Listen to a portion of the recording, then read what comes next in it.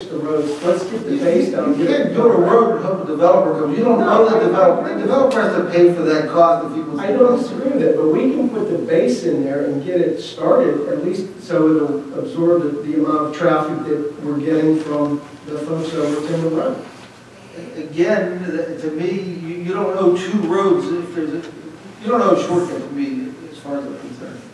It's a township road. Okay, one other thing on you know where Burnside, Pap and Klinger Road into South Point. Mm-hmm. After the interchange opened, people from Philborn came up and they wanted us to, it was a gravel road at the time, and they wanted to pay. Well, why? You've got a state road right down in Cecil Twp. Well, it's a 0.2 of a mile shorter to go that way. So, we're going to spend $500,000 on Klinger Road so they can save 0.2 of a mile and not go down Cecil Hendersonville and turn on Washington. Oh, we're doing that again? Say it again? Aren't we doing Klinger Road again? Well, yeah, because development, South Point happened then, and developments happened. So the reserve happened. So when the development happens, then we do go in there when we have to and work with the developers, just like we did on the overlook. We did that section that he didn't do, but to say, well, let's do King to make it like a highway. It's too early for that one. If all the rest of our roads were done, that's another story. Well, where are we going to start?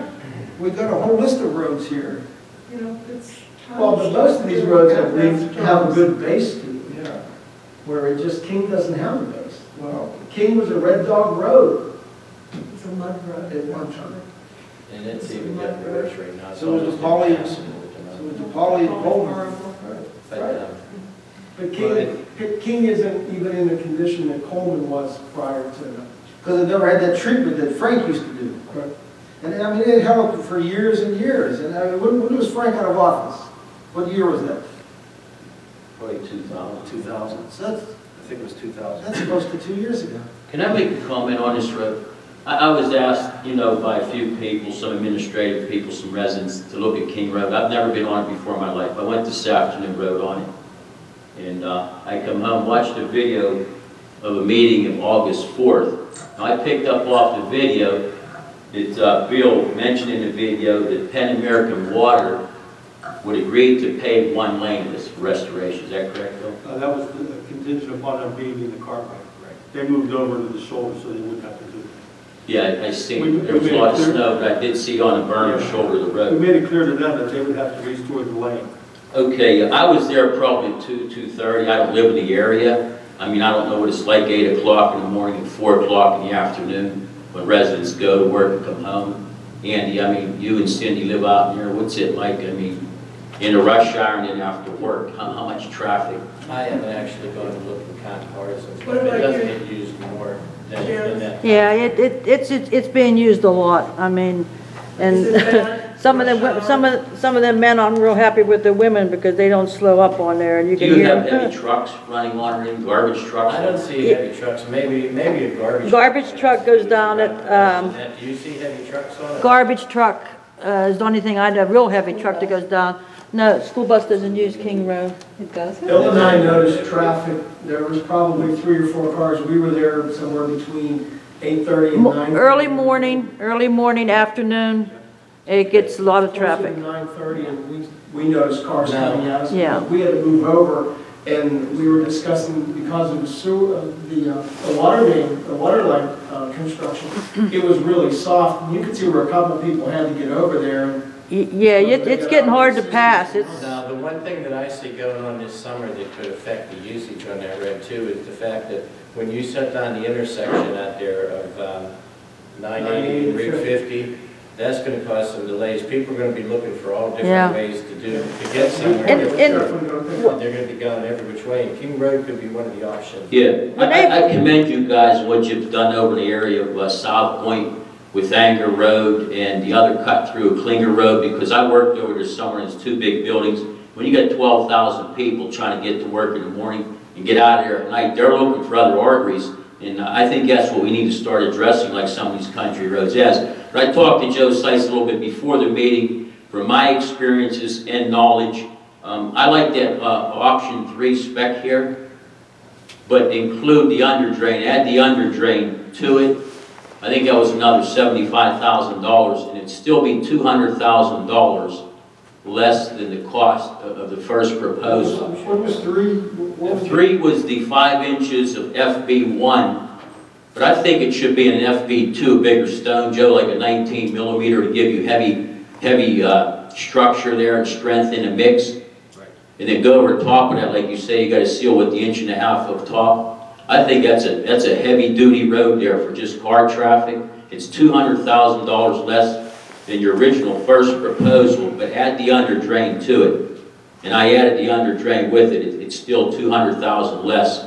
I mean, that would be a very, very strong road as opposed to doing the soil stabilization. I've never been around soil stabilization. I know you say it works good, Joe. They have Portland cement. We've had real good success here. But for the cost, I think you can get a real strong road for $200,000 less, and then take that 200 and spend it on other roads.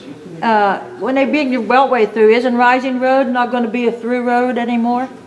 I didn't catch When it. they bring the beltway through, isn't Rising Road is no longer going to be straight through? It will now. It will now? I didn't know if they changed, okay. It's not going to be where it's at though, exactly. Because I know they talked at one time that it was going to be cut off. Well, what they're doing is they're cutting off right before you come down to Laurel Hill. Okay. That's where the turnpike's going to come through. They want to build a new Rising Road extension.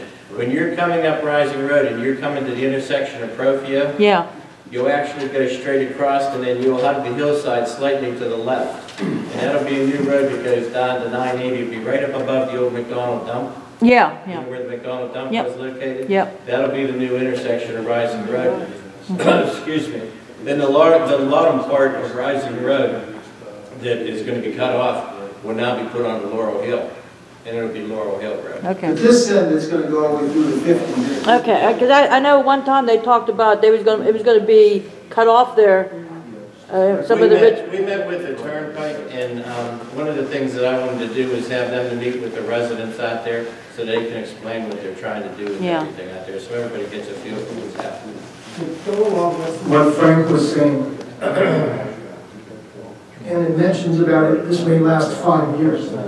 Maybe that buys us enough time, and if there's future development, then we can deal with it at that time. But 5 years is pretty good, I think is a pretty good bargain. Don, you'll get a lot more, with 6.5 inches asphalt depth, you'll get a lot more than those 5 years. Once that's sealed on that surface. Yeah, I'd like Joe to look into That that. road's gonna last. If we do go in afterwards to do soil stabilization, we got a good 6 inches of material that we mixed back into the base if we grind it up anyway, so that's probably a good That would product. last forever with car traffic. You'd get 15 years Yeah, out if of we're it. just getting car traffic, if we're not getting If you're not getting any truck tractor traffic, trailers. It would even, that's I a lot of agree. asphalt, that's a lot of strength. You talk 6.5 inches of solid blacktop. And like we've mentioned before, I don't see many heavy truck traffic, maybe pickup trucks on there, but other than maybe a garbage truck once a week.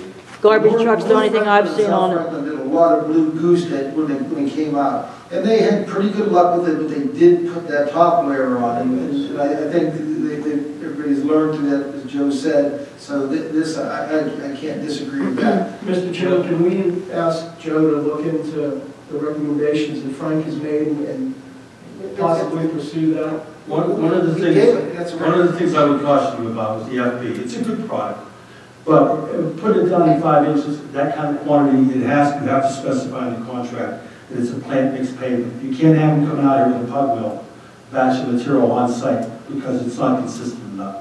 So with 5 inches of asphalt being put in, you have to specify plant mixed FB2. Would your estimate, in that option, consider that, Joe? Yeah, I consider that. And I think the other thing we want to do is, you know, in order to get the proper compaction, I want to do the 2 lifts. And if we can, you know, we'll talk with some paving contractors to see if it can be done.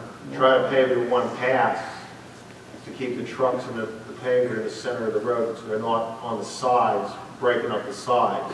That's going to drive that cost up a lot more if we're going to have to do the 2 Yeah. lifts. Sometimes you crunch the underneath layer. I don't like that. Putting 3 and then running a loaded 22-ton truck on 3 it seems inches. like you. I'd rather have that truck run again on 5 inches. Then he has strength. to hold that weight. If you put 2 or 3 and go on top of that, you might start crunching. I don't like to drive the binder, on top of the binder there when you're only 2.5 inches to put your 1.5 inch. You see the loaded tracks or running on 2.5 Right, they inches. run it up with the base. Once it breaks its bone, it's back, and then Yeah. it's still, it looks nice on top, but you've broken it back already.